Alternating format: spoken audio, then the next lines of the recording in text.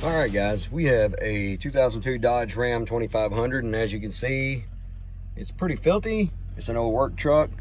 It's got the 5.9 liter Cummins diesel engine in it.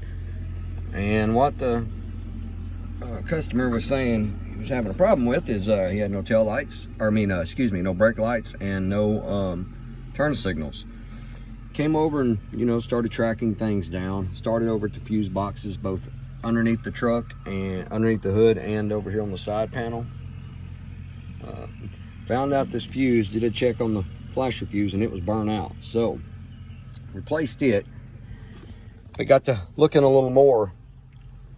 That actually did correct the turn signal problem, but it did not correct the brake problem. This is the brake switch harness. And as you can see, it is melted. And it did it for a good a foot long of melting here. I've done some other tests, and I can't find anything else other than maybe the switch had burnt out and caused this to happen. I've traced the wires down, but this white wire with a little tan stripe on it seems to be the culprit wire as far as being burnt. But how Dodge had this run under all these wires in this harness, this right here rubs. So this right here was usually underneath all these wires here. So it was on the bottom, just doing this when the truck's moving, and over time, and it wore off insulation. I mean, all the way down to here, you might be able to see that. You can see that one spot right here from rubbing. So I'm gonna have to come over here. I was hoping to be able to just do it right here, get about 14 inches of the harness off, put a new harness on. But I'm gonna have to replace this wire further over. So I'm gonna have to break into it here, cut it off, put a new piece of wire on and run it. And I'm going to run it on top where it's not rubbing. And hopefully that will cure the problem. So looks like I got my work cut out for me.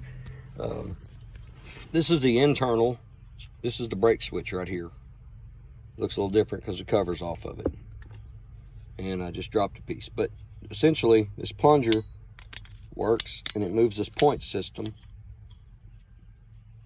when it's engaged or disengaged, and that's what does it.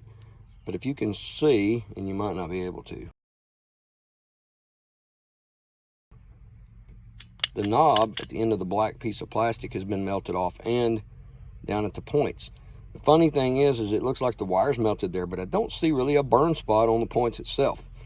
Now, the switch is obviously bad because it is broke, but I'm trying to determine cause and effect, and that's going to be the issue here.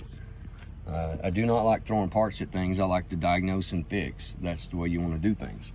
But I have tested everything, and knowing I have a known problem of the brake switch being bad, and they are known to go bad on these trucks, that's what I'm gonna have to do. And then I'm gonna have to cross my fingers, and it kind of sucks because in order to do this right, I'm gonna need to go ahead and reassemble everything in here before I put the batteries back on, because you don't want an open circuit or something not plugged in.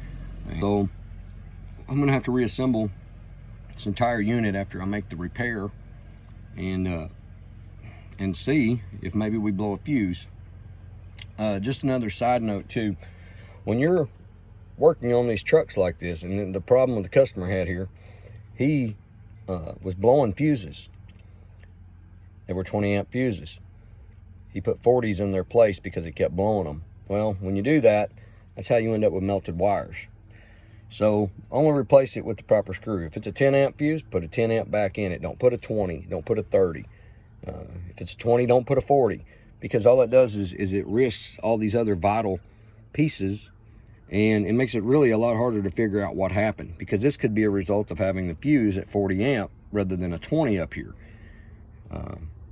So it puts you in a jam, because from a testing perspective, I've been all over this truck front to back on the wiring, checking. And in this particular situation, unless I change this, and until I change this harness and put a new brake switch down here, I won't be able to go for, I can't diagnose after the fact. So they'll have to make that repair and hope it doesn't burn it up again if there is something else wrong. But there's no other way for me to do it. Have to do it this way. So I guess the moral of the story is the white wire, tan stripe, probably gonna be your culprit on your brake switch. The brake switch itself is a pretty basic thing. It goes onto the back up in here on the brake pedal. There's a spot there. You'll be able to understand what's going on with that, I'm sure. But this, if you're having no turn signals and you're having no brake lights, don't just check the switch. Go ahead and unplug it and check the wires, because these were melted really bad. And if you'll notice, from a lot of this right here still looks good, but it's not. But when it was plugged into the actual switch, you couldn't really see all this. So you have to unplug it from the switch and have a real good look. Sadly, because it had burnt up so far, that's why all the dash and everything had to come out, because I have to have enough slack here to make the repair. So, you know, check your wiring and all that, but the brake switch is probably going to be your problem. If it's not your problem, you do have to eliminate it. But even if you're dealing with a no turn signal situation, this brake switch is tied in with the turn signals. It's the way it is. So check your fuses, check your relay.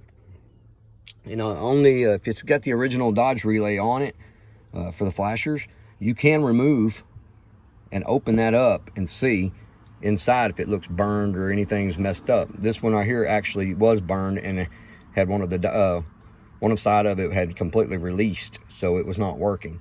It would still make the clicking sound like it was sending signal, but it was not able to send out because it was already burnt. So I think that covers it. I'm just trying to help somebody out. If you're running into a problem on these Dodges on no brake lights and or no turn signals, this brake switch and the brake switch harness, relay in this panel, and obviously your normal fuses, you want to check them, and then under the hood you'll have some fuses as well. Do not, repeat, on a Dodge, because they are so known for electrical problems, do not put oversized fuses in a hole. Always put the recommended fuse, because you do not want to end up either with your truck burnt to the ground or a wiring issue like this, if it can be avoided.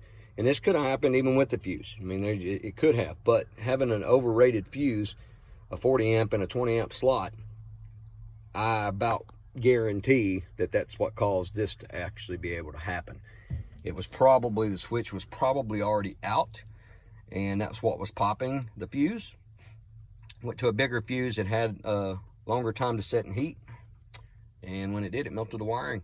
So now we have a harness and a huge mess to clean up. And hopefully this helps somebody. Thanks.